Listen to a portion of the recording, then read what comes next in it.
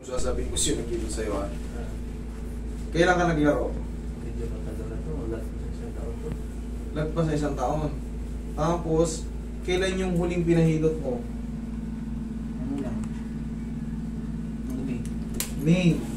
Pero bago mo pinahilot, talagang ayaw gumaling. Ano yung eksakto? Ano yung eksaktong taon? Ano yung eksaktong buwan? Kasi may bibilangin ako. Anong eksaktong buwan? Na napilay ka nung naglaro ka? Anong eksakto? September 2020. Actually, magdalaw ka na. Ayusin mo kasi magkakamali tayo pagka September 2024 yan. O di ibig sabihin September 25 bago pa lang nung May magdalawang taon na. Okay, ngayon magdalawang taon na. Nung last na pinahilot mo itong May lang 2025. Last lang ha. Okay. Sige, mag-short ka. May short ka ba? O sige, mag-short ka. Titignan ko. Anong nangyari sa'yo? Nasahod ka ba? Tinukod ka? Nabangga lang po na ano. Nabangga ka? Tuhod sa tuhod? Nabangga ka? Okay. Ngayon, nung nasa court ka pa nun, namilipit ka na nun o ano? Hindi pa. Paglaro pa rin hanggang matapos tapos naulanan. Naulanan? Okay. Tapos, yun na. Namagana. Tapos simula nun, dire-diretso na yung sakit. Opo. Nagpaano ka ba? Nagpa-medic? Nagpa-check up ka na? Nasaan yung check up? Yung x-ray, ganyan? Meron pa ako sinend sa cellphone eh. Kaso ano lang yun, ang ano sa mag-fracture naman po. Oo. Ano pa? Ano nakalagay? Yun lang. Pero may nakalagay na ano, yung parang plaka. Sige, tignan mo. Tignan mo. Minsan kasi ano, hindi ko na-review lahat yung mga admin natin. Sila ano, tignan ko yung message mo sa amin. Ay, wala eh. Ting tuhod si sir. Yan. Nagkadikit na. Ilang taong ka na ba, sir? 29. Bata ka pa eh. 29 ka pa lang eh. Na-twisted ni siya before. Ngayon, ilang beses ka nagpahilot? Ha? Ilang beses lahat-lahat? Huwag mo lang sasabihin kung sino. Basta ilang beses. Yung tansya mo lang. Yung nabilang mo lang sa isip mo. Mga 6 yata. 6? Okay.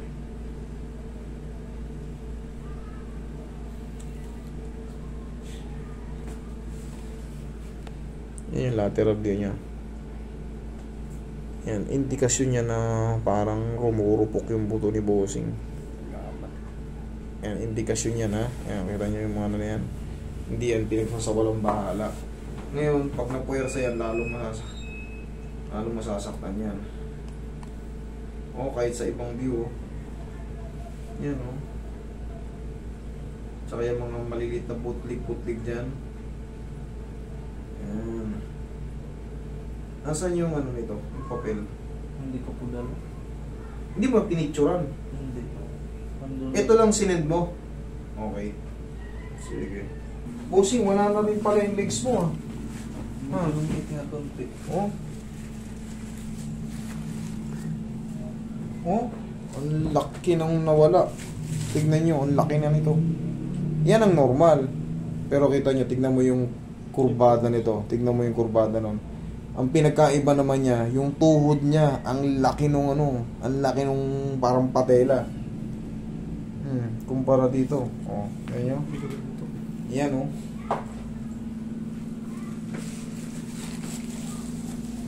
Pero ito, nagsimula lang to sa ano. Papain muna natin. Nagsimula lang, nagpumpugan sila ng tuhod.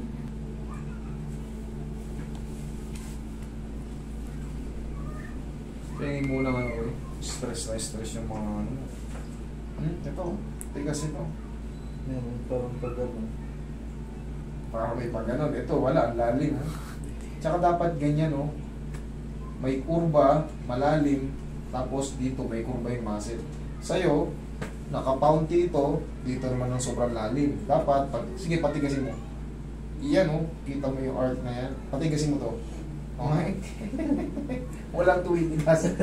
Oo, walang tuwinigas. Doon yan sa ano po ng hilo. Lalo. Sa unang hilot mo. Pag mga ganito kasi, twisted knee, kahit anong hilot mo rito, kahit anong lamog mo dyan, kahit ganong diinan, ako hindi ko dinidiinan, kita mo na. Dito kasi yung dinidiinan ng hilot eh. Hindi kailangan diinan yan, kasi Tapos tupi ng tupi. tinupi ng tinupi. Idol, yung buto mo, idol, nagkaroon na ng marking na mga ano, na indikasyon na parang umurubok. Magbabitamins ka na nito, idol.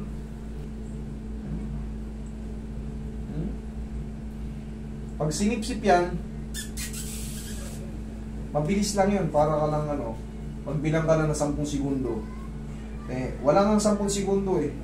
Mabilis lang yun. Sisipsipin yan. Pag natuyo yan, magiging healthy ulit yung tuhod mo. Pero bakit nagsimula ng ganito? Bakit nagganito? Dahil sa twisted ni nagsimula. Ngayon, rumurupok na yung buto mo. Yung mga, pag rumurupok yung buto mo, yung mga nakakapit na mga ligaments and tendons, nagsisira rin sila. Kasi hindi healthy yung ano nila eh. Na-hyperextend sila palagi. Ang ayusin ko dito, itutulak ko muna yung ano dito. Pero hindi pa ito mape-perfect na tupi. Pagang-paga oh. Pagang-paga. Gagaang lang to, idol. Yun ang una mong mararamdaman dito. Ba? Mas okay yan. Tapos, habang lumilipas yung mga araw, pa-okay na pa-okay yan. Kung kailangan ko may tulak, mag-ganon siya.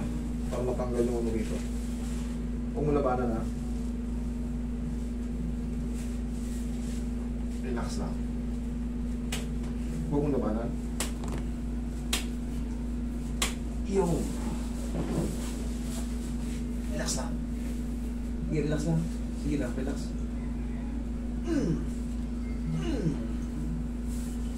Tumunog. Yun maganda. Tumunog.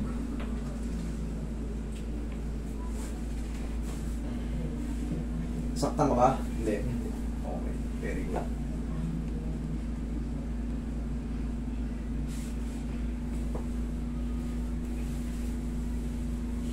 Tapos, yanig-yanigin mo. Paano mo yayanig-yanigin ito? Palagi mo lang gaganitohin. No? Kung sakaling may parang umiipit, paano gagawin mo? Yayanigin mo ng ganito. Tigas mo. Yanigin mo. Sipa mo. Sige pa. Huwag mo pa kawalan. Sipa. Isa pa. Okay, ako na. For the meantime, mahina pa yan. Pero pagka lumilipas na yung mga araw, lalakas na yan.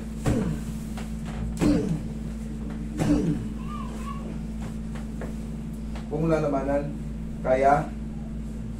Kaya? Okay, good. Kaya?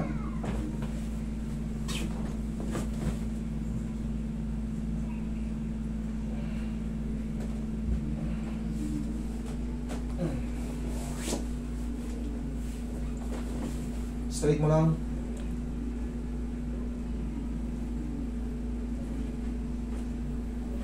Try mo ilakad.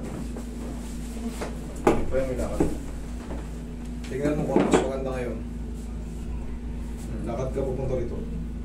Ano mas maganda? Ngayon o yung kanina? Ngayon? Thank you Lord.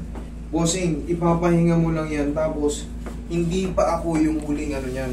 Honestly. Ipa-check up mo yan. May sabaw na yan. Nakikita ko na parang rumurupok yung ano mo. Puto mo sa tuhod.